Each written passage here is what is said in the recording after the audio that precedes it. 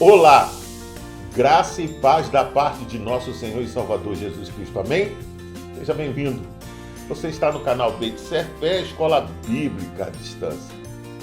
Caso você deseje, você pode acessar este comentário em PDF e as referências das obras consultadas no site do canal e utilizar os infográficos das lições para incrementar e dinamizar sua aula. Também oferecemos lições para crianças e juniores. O link está na descrição deste vídeo. Como você sabe, nós estamos estudando a revista Palavra e Vida da Convenção Batista Fluminense, cujo tema central para esse trimestre é Isaías, o Evangelho do Antigo Testamento. Hoje, na aula de número 8, o tema será Promessa de Restauração. Na lição passada, estudamos os capítulos 28 a 31, que descrevem o juízo contra Jerusalém e Samaria, por terem confiado em riquezas e alianças políticas, em vez de depender de Deus. A demora de Judá em se voltar ao Senhor trouxe grande prejuízo e sofrimento àquela nação. O coração torpe, somado à cegueira espiritual da nação, comprometeu a trajetória e o avanço na fé das pessoas. Uma vez que desprezaram o Senhor e tiveram por irrelevantes suas palavras, confiando em outros ídolos.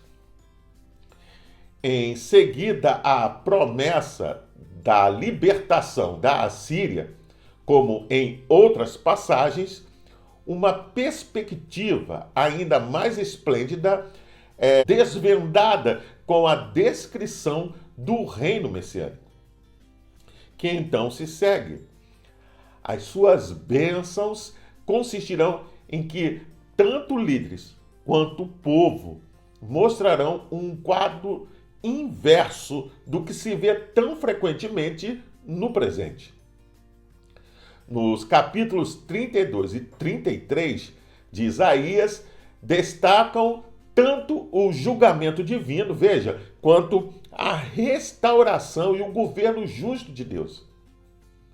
Isaías afirma que somente o futuro libertador trará a verdadeira liberdade, glória e vitória sobre todos os inimigos. Antes de iniciarmos essa aula, eu convido você a pegar a sua Bíblia e juntos podemos ler o texto que está em Isaías, capítulo 32, verso 1. Vejam, vem aí um rei justo. No seu reinado todos os príncipes serão honestos e honrados.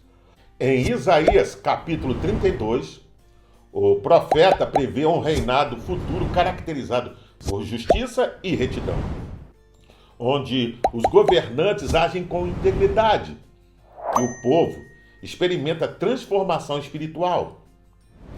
A advertência contra a acomodação, especialmente dirigida às mulheres despreocupadas, mostra a necessidade de vigilância e arrependimento. O capítulo também enfatiza a promessa da restauração, momento em que o derramamento do Espírito Santo trará paz e prosperidade ao povo, transformando a desolação em fertilidade. No capítulo 33, Isaías profetiza o juízo de Deus contra os inimigos que oprimiram Israel, representados pelos assírios. O povo é então encorajado a confiar em Deus, que destruirá os traidores e recompensará os fiéis. Além disso, veja, o profeta descreve uma visão gloriosa de Sião, onde Deus reinará em majestade, trazendo uma paz definitiva. Esses capítulos ressaltam a justiça do Senhor, veja, a necessidade do arrependimento e a esperança em um futuro sob o governo divino. Antes de iniciar para uma melhor compreensão e visão geral desta lição e da próxima, confira o infográfico que abrange os capítulos 28 a 35. Ele está disponível na galeria de infográficos no site do canal Beit Sefer. Acesse agora e faça o download gratuitamente, ok? Vejamos a partir de agora alguns pontos sobre esses capítulos.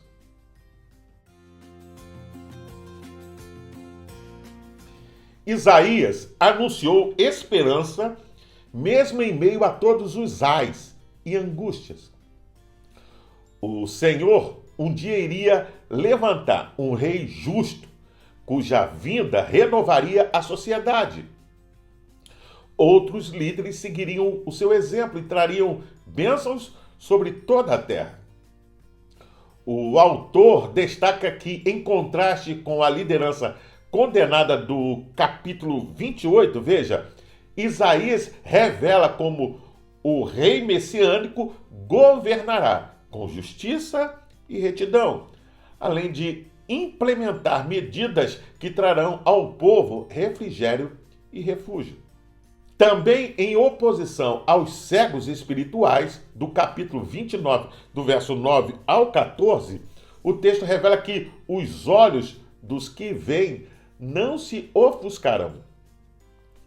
Vale observar que o reinado do rei justo influenciará outros governantes ao redor, que estarão sobre sua autoridade. Esses líderes proporcionarão proteção e segurança ao povo, como, podemos dizer, um esconderijo contra o vento e um abrigo contra a tempestade. Os efeitos espirituais do reinado do justo serão evidentes. Haverá um despertar espiritual entre o povo, e isso simboliza a iluminação que vem ao coração quando a verdade de Deus é revelada.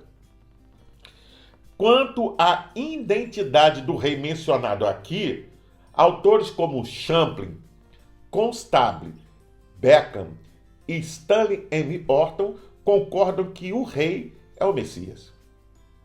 Já para Brodmann, a evidência não parece justificar essa interpretação.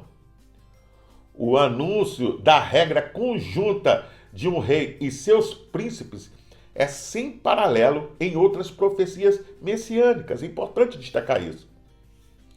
O tema geral da passagem, portanto, é que futuros governantes de Judá serão homens de integridade. No entanto, F. Bruce e Hidebos acreditam que os versículos 1 a 8 podem ser interpretados de duas formas. Veja, ambos acreditam que o texto traz esperança para os tempos ruins, embora nunca perdesse o seu apelo e desafio a cada governante. Hidebor faz o seguinte questionamento: é ele o Messias? Certamente isso não fica claro aqui, como nos capítulos 9 e 11. Assim, pode-se pensar que o profeta está descrevendo aqui apenas uma volta aos tempos melhores, veja, da antiguidade, quando Israel tinha um rei e príncipe segundo o coração de Deus. De qualquer forma, esse rei deveria ser um tipo de Messias, considerando também o que é dito a respeito do povo nos versículos 3 e subsequentes.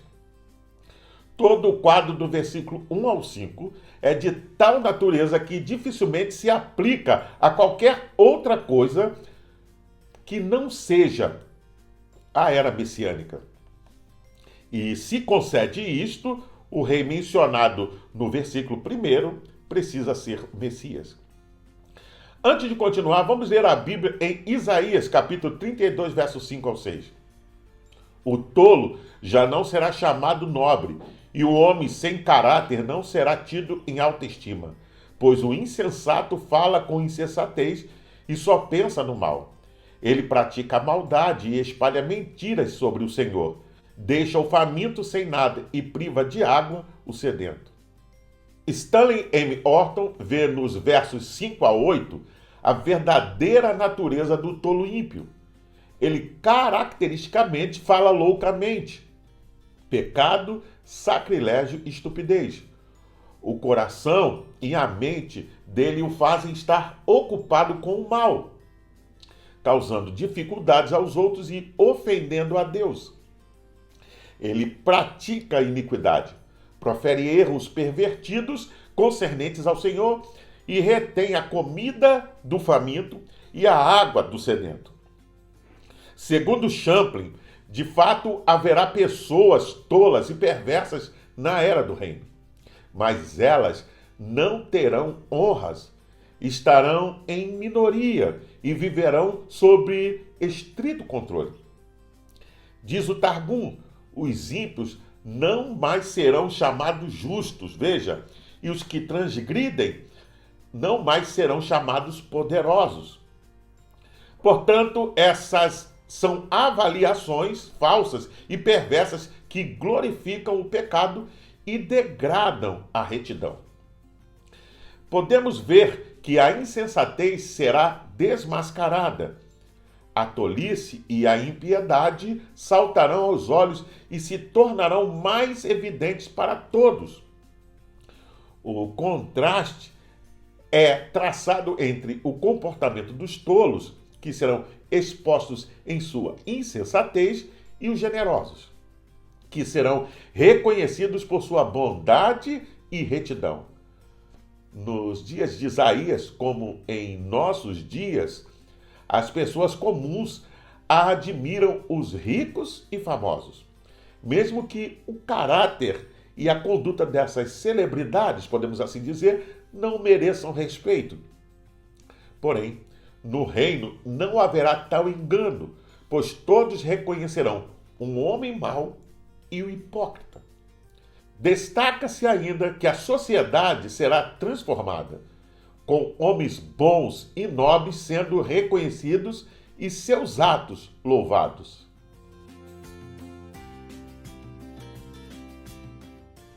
Em meio ao caos que viria, o profeta faz uma severa repreensão às mulheres de Jerusalém.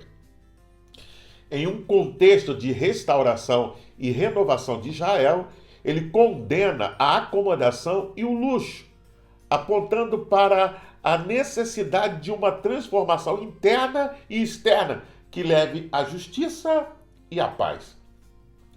Em pouco mais de um ano, a oferta de uvas e, consequentemente, do vinho será cortada. As mulheres são convidadas a entrar em amarga lamentação sobre o terrível destino que se abateria sobre suas terras. O cenário seria de completo abandono e dificuldades, e espinheiros tomariam conta de tudo. Em contrapartida, haveria uma renovação realizada pelo Espírito sobre a desolada Jerusalém. De 586 a 538 a.C., a terra de Judá permaneceu abandonada.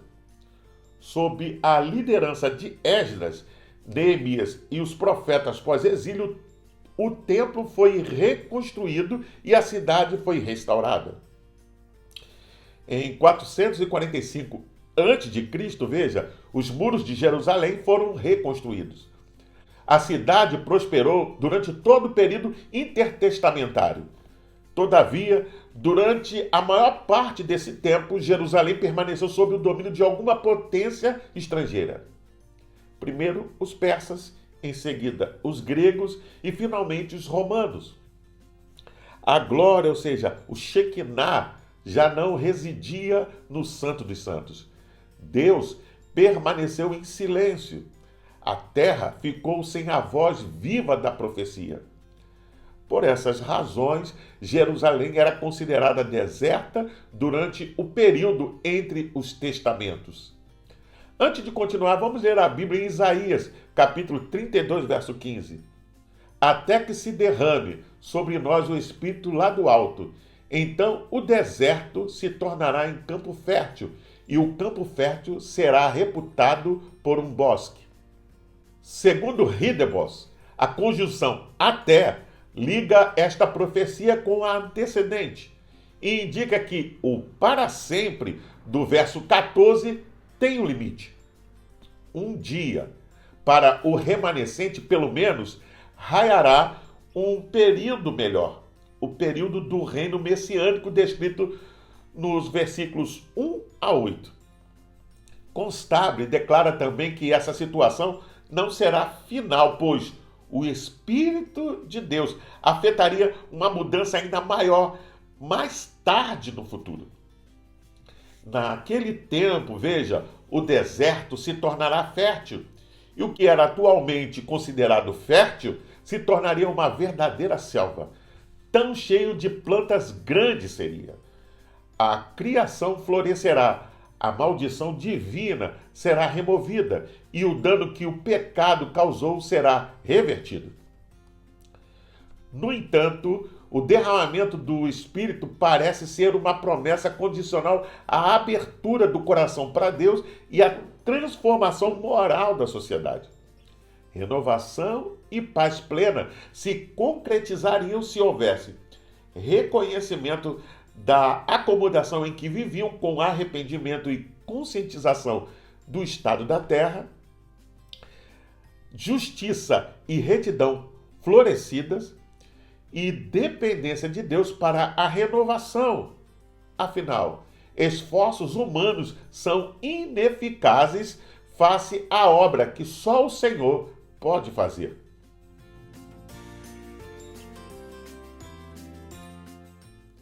Isaías pronunciou a destruição vindoura da Assíria.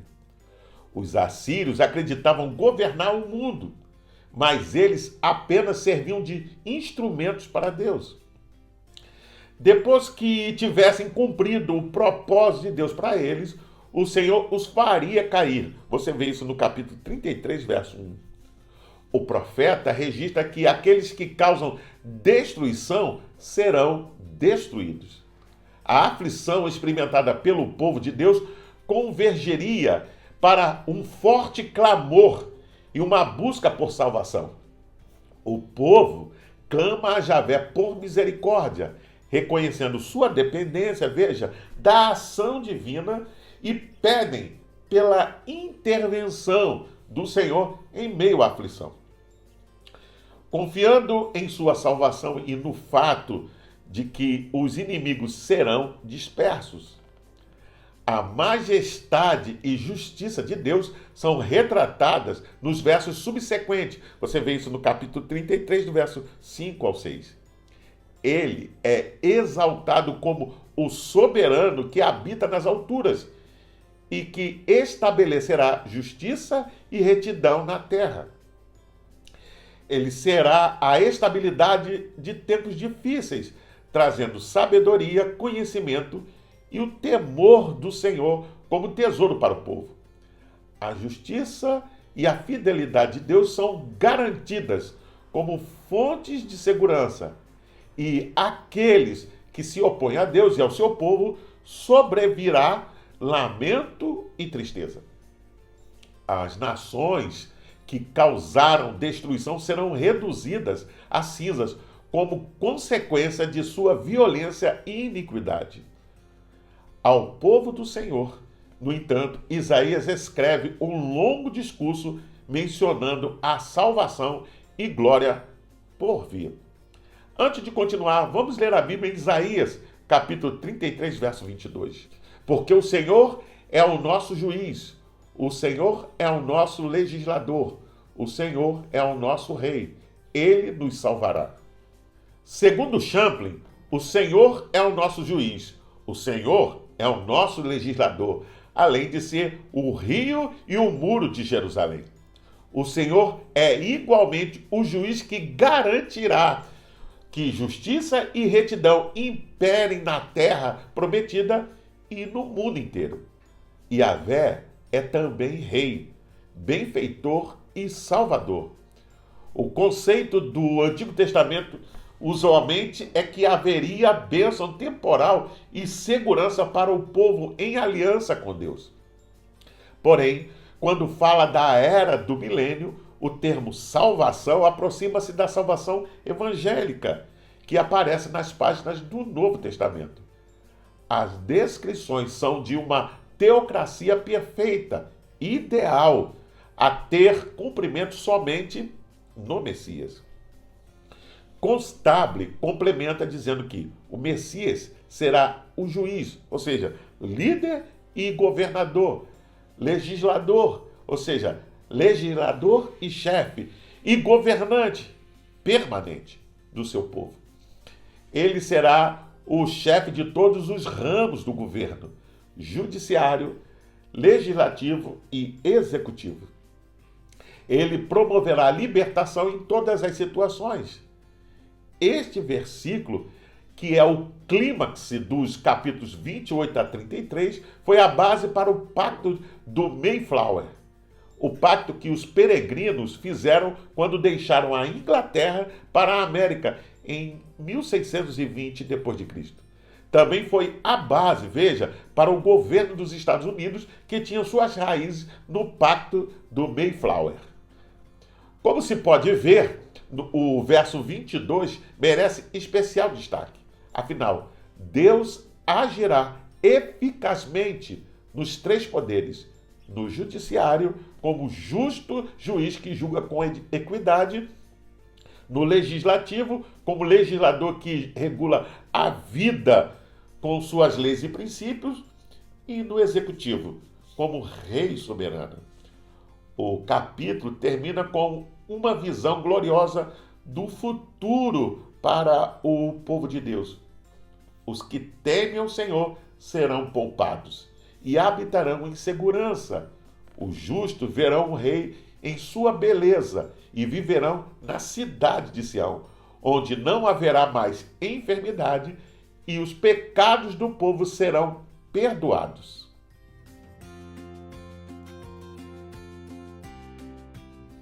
Por fim, a destruição do exército assírio aponta profeticamente para o conflito mundial final, que dará início ao governo de Cristo, o Rei perfeito de Israel. O reino de Cristo cumprirá o ideal de Deus de uma comunidade santa, administrando uma justiça perfeita por toda a terra. O Rei de Deus fornecerá abrigo completo a todos os que buscam refúgio nele, e ele satisfará suas almas sedentas com água viva. Os capítulos estudados nesta lição revelam um contraste entre o juízo do Senhor, veja, sobre a corrupção e a promessa de restauração para os justos.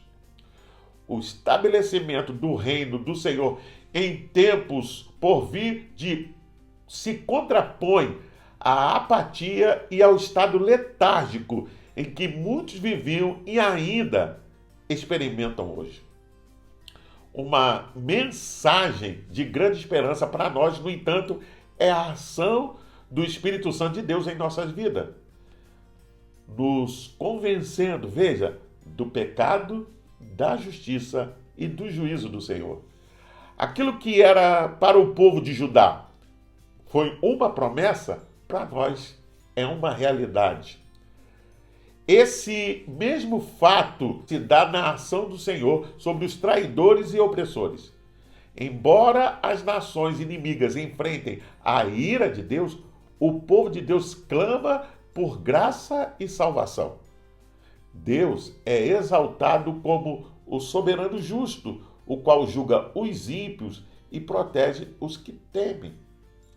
O derramamento do Espírito Santo do Senhor, no capítulo 32, verso 15, somado ao clamor de um povo que teme a Deus, gera na vida dos salvos uma grande expectativa de paz indizível, consolo eficaz e vitória oportuna. Ao final, Javé restaurará todas as coisas e seu reino será estabelecido integralmente. Eu finalizo perguntando: o reino de Deus será definitivamente estabelecido num tempo futuro? Como essa experiência o tem impulsionado a viver uma vida nobre, honrando ao Senhor e testemunhando de maneira eficaz sobre a fé que professa? Como o agir do Espírito Santo tem impactado a sua vida, de maneira que os frutos dele sejam perceptíveis e identificáveis em seu dia a dia. Qual a relevância de ser Deus, nosso juiz, legislador e rei? Eu convido você a fazer a leitura diária que vai de segunda até domingo, onde você vai encontrar diversos textos que vão te ajudar a entender e a compreender melhor essa lição. Você também pode baixar a revista Palavra e Vida da Convenção Batista Fluminense. Basta acessar o link que está na descrição desse vídeo. Você entra, se cadastra e baixa para o seu tablet, celular e computador. E não só vai poder rever essa lição, mas acompanhar futuras lições. Pois bem, eu sou o pastor Carlos Gai e você está no canal Bem de Ser Fé, Escola Bíblica à Distância. Hoje, nós estudamos a lição de número 8 e o tema foi Promessa de Restauração. Gostaria ainda de deixar uma palavra de recomendação a todos aqueles que participam do canal, mas não frequentam nenhuma igreja cristã. Procure uma igreja que tenha compromisso com a pregação genuína da palavra de Deus e aí você faça uma visita. Sem dúvida você vai se sentir bem e vai ser bem recebido.